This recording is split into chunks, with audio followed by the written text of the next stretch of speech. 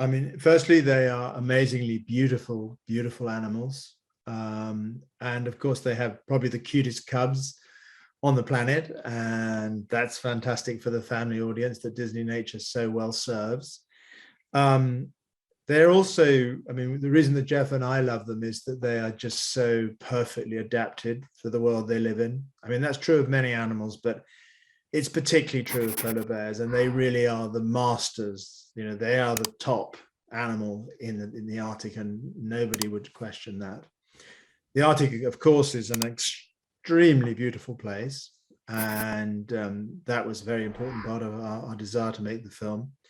And we also knew from all our experience of filming polar bears for documentaries that there were so many sequences and behaviors that had never been filmed. So we were very challenged by that. And I think the last reason why we were really keen to make this film now, and why we feel it's a very important film of our time, is that polar bears are at the cutting edge of climate change. That's happening 4 times faster in the Arctic than anywhere else on our planet. And we thought it was a really important story to tell now. And we were delighted that Disney were very supportive in allowing us, while still making, we hope, a very entertaining and engaging film, to also have a wider environmental storyline running through it.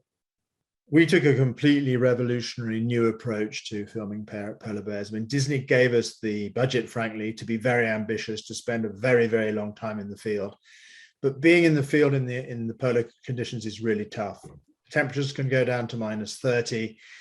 You have 24-hour daylight, which you may think is wonderful, but it means you end up working terribly long hours. And we had to support our team in a way we never had done before. In the past, we'd used tents or small trappers' huts from the 1930s to support small teams, perhaps 1 camera operator, 1 field guide. But for this movie to really raise the bar photographically, wherever we got in with bears, we wanted a cameraman operating a traditional long lens. We wanted a cameraman or woman operating a gyro stabilized camera, perhaps mounted on a tracked vehicle or on a boat. And then we wanted a drone. And so our team, with all those camera operators and the guys and field guys to support them, was 10. So we built these special environmentally sensitive cabins. They're like sort of big porter cabins with sledges beneath them. And we dragged them 100 kilometers across a glacier to the far coast by the sea ice where we were going to work. And that was revolutionary because it allowed the teams in the field to work 24 hours if they needed, because they knew they could come back and a cook had cooked them a meal, and there was an engineer ready to service their snow machines. And that massively increased their efficiency. And without it, we never would have filmed some of the most memorable sequences in the movie. The other key breakthrough was in the summer, because by the end of May, the sea ice, which the polar bears spend most of their time on, and we were following them with snow machines, breaks up. And so the bears are swimming. We had to move to ice-strengthened vessels, sort of small icebreaker, really. And from that, we were able to launch smaller vessels on which were mounted jib arms with gyro-stabilized lenses, and we could move through the ice silently, following the bears. And also the latest drones, which were very important for this film because they're now quiet enough and long enough battery life. They didn't frighten the bears in the way that helicopters used in the past. And that really gave us an ability to put the bear in its landscape. And that was critical because there is no more beautiful landscape, I think, on the planet than the one in which the polar bear lives. One of the greatest challenges with polar bears is they are very, very hard to find. I think there are around 300 in the population in Svalbard, and this is a massive, massive area. And you spend many, many, many days just looking for little yellow dots in the horizon, hoping the bears will do something. When you're with them and when they do something, we wanted to be able to film from every angle to really give a sense, to really bring the audience in with the bears. And so 3 basic photographic techniques: the traditional long lens, a powerful magnifying lens that magnifies 40 times, that allows us to get big close-ups while still not disturbing the bears. So that was the standard way, and they were always using those. Then we mounted gyro-stabilized cameras on the ice on track vehicles. And this was another breakthrough, and it was trying to get a sense of movement. The Inuit name for the polar bear is the Great Wanderer, and they are always on the move. And these track vehicles gave us a sense of that.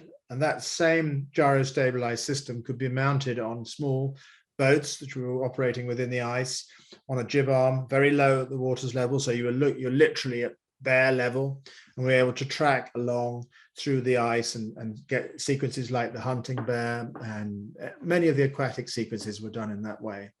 And finally, drones were critical. It's only in the last 4 or 5 years that there have been drones of sufficient resolution, sufficient quality that what Disneynature demands, but also small enough and quiet enough to work with bears. And in the past, when we tried to film them from the air with helicopters, we'd have to fly very high, and the bears were very quickly frightened by the sound of their chopper.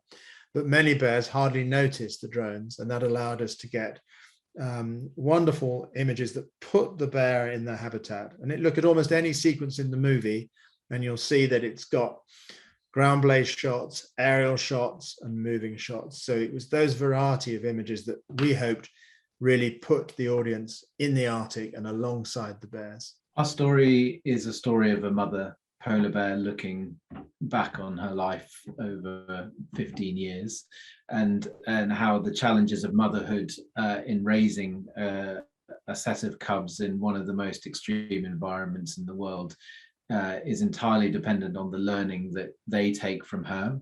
And also concurrent to that is being able to pass on that knowledge to her cubs, so that they have a chance to survive in a world which is literally changing before their eyes. The story spans the lifetime of a female polar bear, about 15 years. And the reason that we decided to tell that is twofold, really. It's really important for us to cover all of the key behaviors in a bear's life. And in order to do that, we really needed to pull from the best of our opportunities in the field. And that meant kind of using the best behavior that we captured on any given day. But also the 15-year time span allows us to tell an environmental story which is honest and true, and allows us to speak openly about the scale of change over a 15-year period. And I think that was really important, given that we were telling the story through the perspective of, in the first person, of a female polar bear, to be able to talk about those changes as witnessed by a bear. So it's really twofold, you know, the environmental story, but also the ability to kind of use the very best of what we captured on a given day out in the field. Thanks for watching. Make sure to like and comment on the video if you enjoyed it. Subscribe to the channel and hit the notification bell to be notified when new videos are released.